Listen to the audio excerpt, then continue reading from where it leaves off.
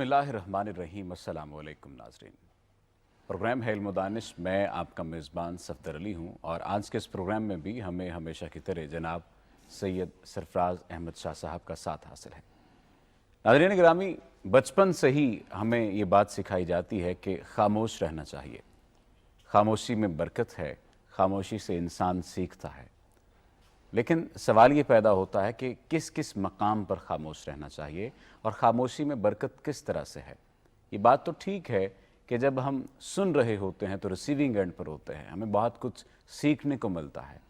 लेकिन क्या ऐसे मकामात पर भी खामोश रहना चाहिए जहाँ पर बोलना ज़रूरी है? और दूसरी जानिब खामोशी के फ़वाइद किस किस अंदाज़ में हासिल किए जा सकते हैं? इन तमाम तर सवालात के जवाब हम जानेंगे जनाब सैयद सरफराज अहमद शाह साहब से। शाह साहब, खामोशी की अहमियत है, इस बात में कोई शक नहीं, लेकिन इस अहमियत और इसके समरात से हम उस हद तक कैसे वाकिफ़ हो सकते हैं कि इस पर हम अमल भी करने लग जाएं? हमारे बहुत से बुज़ुर्गान दीन के अक़वाल इस चीज़ पर मौजूद हैं और हम में से हर एक ने सुने हुए हैं कि खामोशी जाहिल की पर्दादारी करती है।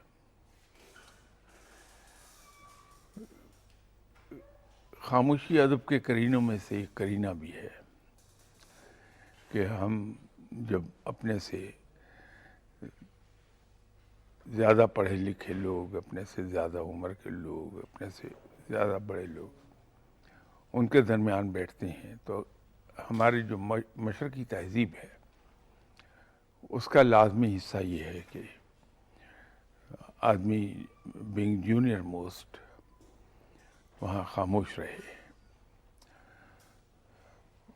अपने से बड़ी उम्र के लोगों की बातें सुनने से जो तजुर्बात उन्होंने हासिल किए हुए होते हैं ज़िंदगी की एक बड़ी कीमत अदा करके, वह हम तक मुफ्त में पहुंच रहे होते हैं। हम उनसे सबक सीख सकते हैं। ज़्यादा पढ़े लिखे लोग वो हिकमत की बातें करते हैं, इल्म की बातें करते हैं, वह हमारे लिए बहुत बड़ा सरमाया बन जाती हैं हम अगर खामोश रह के सुनेंगे। फिर ज़्यादा बोलने वाले आदमी की बात की वैल्यू ख़त्म हो जाती है जी, लोग सुनते नहीं हैं। तो सिर्फ उस मौके पर बोला जाए जहाँ बोलना बहुत ज़रूरी हो जाए। हाँ, अलबत्ता ये है कि अगर इल्म की बातें हो रही हैं और कोई चीज़ हमें समझ नहीं आ रही तो हम सवाल वहाँ कर दें, लेकिन वो भी बड़ा मुख्तसर लेकिन जामे अल्फाज में, ताकि वहाँ वजाहत हो जाए कि जो इल्म की बात हमें समझ नहीं आई, हमारे जहन में वो नामुकम्मल है बात या कुछ डाउट है उसके बारे में, कोई क्लैरिफिकेशन चाहिए है, तो सवाल करके वो मिल जाएगी। इल्म के मामले में सवाल करते हुए हिचकिचाना नहीं चाहिए, जी, वहाँ खामोशी नहीं रखनी चाहिए। तो ये खामोशी में हिकमत तो बहुत बड़ी है कि खामोश रहने वाला आदमी कम बात करेगा लेकिन बड़ी नाप तोल के करेगा, बहुत सोच समझ के। उसकी बातों में दानाई होगी, उसकी बातों में वज़न होगा और सुनने वाले भी बड़े शौक़ से सुनेंगे कि ये बोलता नहीं है, बोलने लगा है तो इसको सुने क्या कहता है। ये बहुत से उसके फ़वाइद हैं खामोशी के। लेकिन सबसे बड़ी बात यह है कि हमारी जो मशरक़ी तहज़ीब है उसमें अदब के करीनों में से एक करीना ये भी है कि आदमी खामोश रहे, बहुत कम बोले। यूँ कह लीजिए खामोश रहने की बजाय कि कम बोले, सुने ज़्यादा। और आप सल्लल्लाहु अलैहि वसल्लम की सुन्नत भी यही है कि आप सल्लल्लाहु अलैहि वसल्लम के पास जब कोई आता था तो वो पहली बात तो ये है कि हाथ अपना छुड़ाते नहीं थे कभी, जी, तवक्ते कि दूसरा आदमी हाथ ना छोड़ दे। इसी तरह आने वाले की बात बड़े तहम्मुल से, बड़े गौर से سنتے تھے اور اس کو درمیان میں نہیں ٹوکتے تھے، تا وقت کہ وہ اپنی بات مکمل کر لے تو پھر جواب دے دیں۔ تو یہ سنت بھی ہے کہ خاموشی سے اگلے کو سنا جائے۔ ہمارے یہاں بھی ایک اور چلن نکلا ہے کہ ہم جب کوئی بات کر رہا ہے تو اس کو ٹوک دیں گے، درمیان میں اس کو کٹ ان کریں گے ہم۔ یہ نہیں ہونا چاہیے۔ سنت یہی ہے کہ پہلے بولنے والا اپنی بات مکمل کر لے، پھر ہم بولیں۔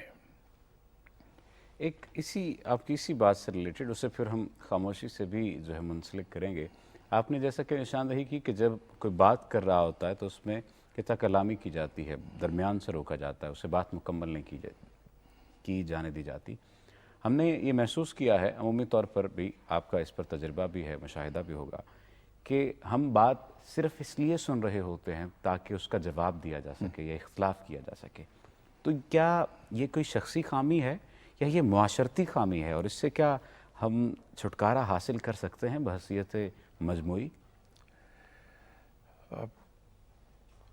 یہ اصل میں ایک مجموعی ہمارا رویہ ڈیولپ ہو رہا ہے آہستہ آہستہ،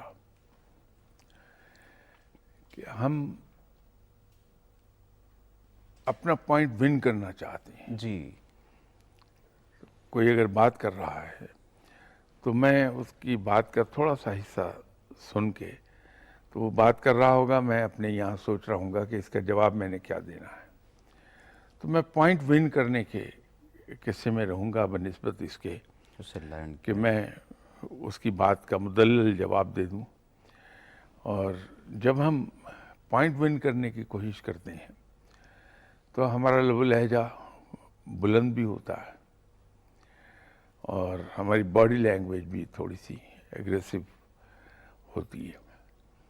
تو سننے والا آدمی اگر مہذب ہے اور سننے والا آدمی پڑھا لکھا ہے، لرنڈ ہے، تو وہ خاموش ہو جائے گا۔ لیکن اس خاموشی کا مطلب یہ نہیں کہ ہم نے اسے کنونس کر لیا۔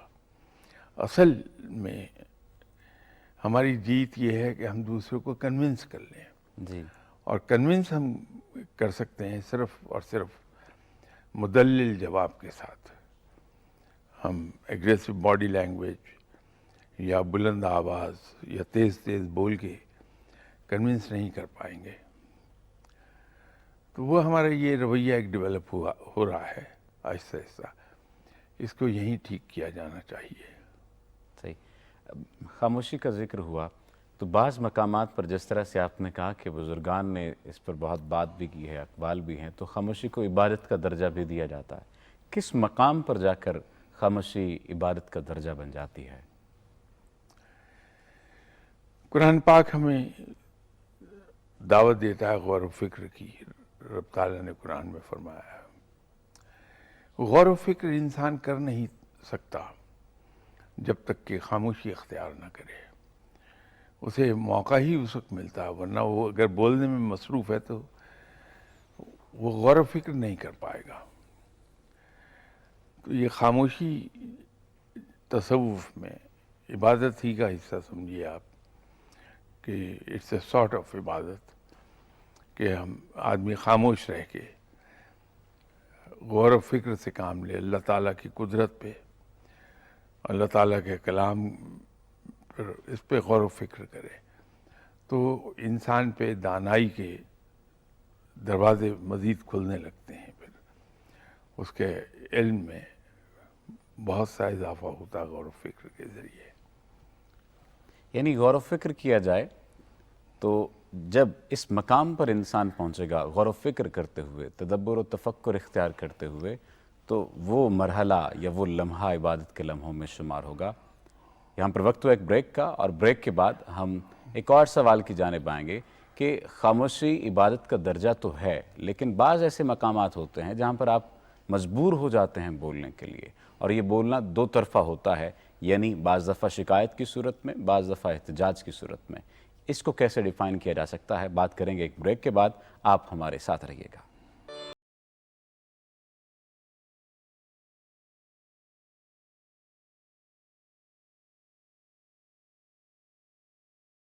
ناظرین، بریک پہ جانے سے پہلے خاموشی عبادت ہے، اس بات پر ہم شاہ صاحب سے جان رہے تھے کہ کس طرح سے عبادت ہے، اور ہماری رہنمائی ہوئی کہ جب انسان تدبر و تفکر اختیار کرتا ہے، اور چونکہ قرآن پاک میں تدبر اور تفکر اختیار کرنے کی تلقین کی گئی ہے، تو جو قرآنی احکام کو مانے گا وہی معاملات عبادت کے زمرے میں آ جائیں گے۔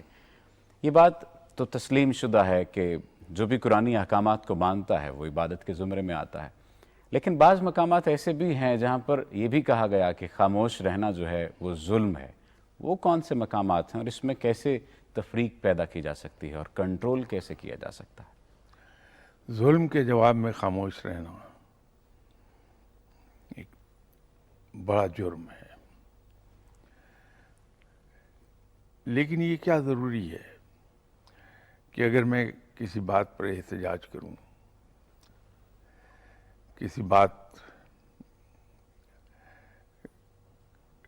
پر ظلم ہو رہا ہے اس کے خلاف آواز بلند کروں، تو میں دوسروں کے لیے تکلیف دہ ہو جاؤں؟ یہ کیا ضروری ہے؟ میں اپنا احتجاج رجسٹر کرا سکتا ہوں، بہت نرم لہجے میں بات کر کے میں ظلم کے خلاف اٹھ کے کھڑا ہو سکتا ہوں اور اس ظلم کو ہاتھ سے روکنے کی کوشش کر سکتا ہوں، زبان سے روکنے کی کوشش کر سکتا ہوں، لیکن اس تمام کوشش میں بھی میں ایک مہذب انسان کے سے رویے کو اختیار کر سکتا ہوں اور وہ احتجاج بہت زیادہ ایفیکٹو ہو جائے گا۔ جی، شروع میں لگتا ایسا ہے کہ اس کا کوئی اثر نہیں ہو رہا، لیکن در حقیقت اس کا بہت اثر ہوتا ہے۔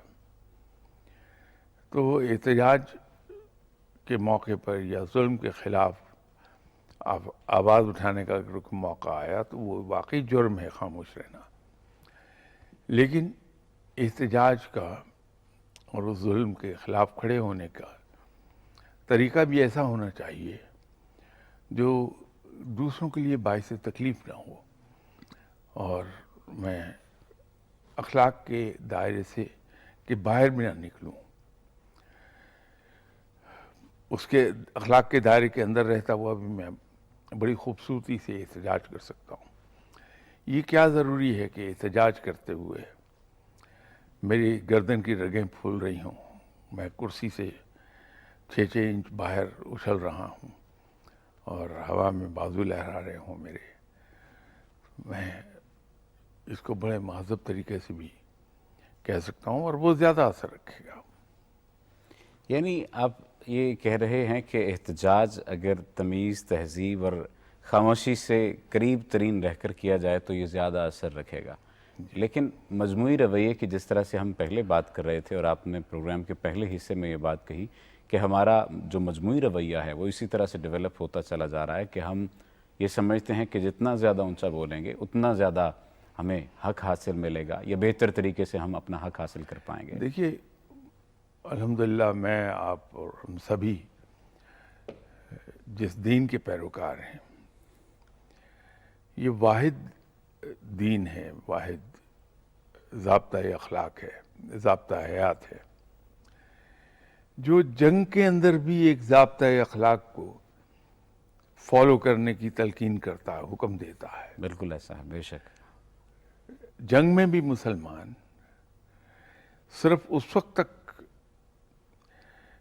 پوری شدت سے لڑتا ہے جب تک کہ دشمن نے ہتھیار اٹھایا ہوا ہے۔ جی، وہی دشمن جس کے خلاف آپ اتنے بے جگر ہو کے لڑ رہے ہیں، اگر وہ ہتھیار ڈال دے تو آپ سے زیادہ مہربان آدمی اس کے لیے کوئی نہیں ہوگا۔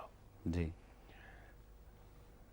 اگر وہ گھر کے اندر داخل ہو کے دروازہ بند کر لے تو ہمارا دین ہمیں اجازت نہیں دیتا کہ اس کو کچھ کہہ سکیں۔ ایسا نہیں ہے کہ ہم اس کا دروازہ توڑ کے داخل ہو جائیں۔ ہمارا دین اس چیز کی بھی اجازت نہیں دیتا کہ جو علاقہ ہم نے فتح کر لیا اس میں ہم بلڈنگز کو مسمار کر دیں۔ ہم درختوں کو نہیں کاٹ سکتے، کھڑی فصلوں کو نہیں جلا سکتے، بالکل ایسا ہے۔ ہم کسی عورت، کسی بچے اور کسی بوڑھے پر ہاتھ نہیں اٹھا سکتے جنگ کے دوران بھی۔ جی، تو جو دین جنگ میں اتنا سٹرکٹ ضابطۂ اخلاق فالو کرنے کو کہے مسلمانوں کو، تو صرف احتجاج یا ذاتی گفتگو کے دوران اگر آپ کا کوئی پوائنٹ میری مرضی کے مطابق نہیں ہے، مجھے پسند نہیں آیا، تو وہاں کیسے میں ایگریسو ہو سکتا ہوں آپ کے ساتھ؟ تو وہاں بھی مجھے تحمل کا مظاہرہ کرنا ہے، ایک بردباری کا مظاہرہ کرنا ہے۔ آپ کی بدترین بات کے جواب میں بھی میں اگر مسکراتا ہوا اس کا جواب دے دوں، تو میرے خیال میں اس سے اچھا انتقام میں آپ سے لے نہیں سکتا۔ شاید میں نے آپ کے کسی پروگرام میں ایک قصہ سنایا تھا کہ میں یو کے میں تھا، تو لندن سے باہر میں گیا ہوا تھا ایک اور شہر میں، تو چونکہ دوائی کھاتا ہوں میں، ڈیوریٹکس ہیں وہ، تو واش روم جانے کی ضرورت پڑ جاتی مجھے۔ تو میں آ رہا تھا تو مجھے واش روم جانے کی ضرورت پیش آئی۔ اب کوئی ایسی جگہ نظر نہیں آ رہی تھی، تو سڈنلی میں نے ایک جگہ دیکھا کہ یو کے کا ایک بہت بڑا سٹور، اور وہ سائز میں بہت ہی بڑا تھا، ٹیسکو، وہ دکھائی دیا۔ تو مجھے واش روم جانے کی چونکہ جلدی تھی، تو میں بڑی سپیڈ میں پارکنگ لاٹ میں انٹر ہوا۔ رات کے 11 بجے تھے، پارکنگ لاٹ میں رش نہیں تھا، تو میں بڑی تیزی سے آیا اور پارکنگ بے میں گاڑی ایسے آڑی کھڑی کر دی میں نے۔ تو اس کا پچھلا ویل ساتھ والی بے میں گیا اور اگلا رائٹ ویل ایک اور یوں اس بے میں۔ انداز سے کھڑی ہوئی ہے جی۔ میری بدقسمتی کہ وہاں ایک انگریز اپنی گاڑی پارک کر کے جا رہا تھا، انہوں نے کھڑے ہو کے میری گاڑی کو یوں دیکھا بڑے غور سے، اور مسکراتے ہوئے ہنستے ہوئے کہا کہ wow, I have never seen such a good parking.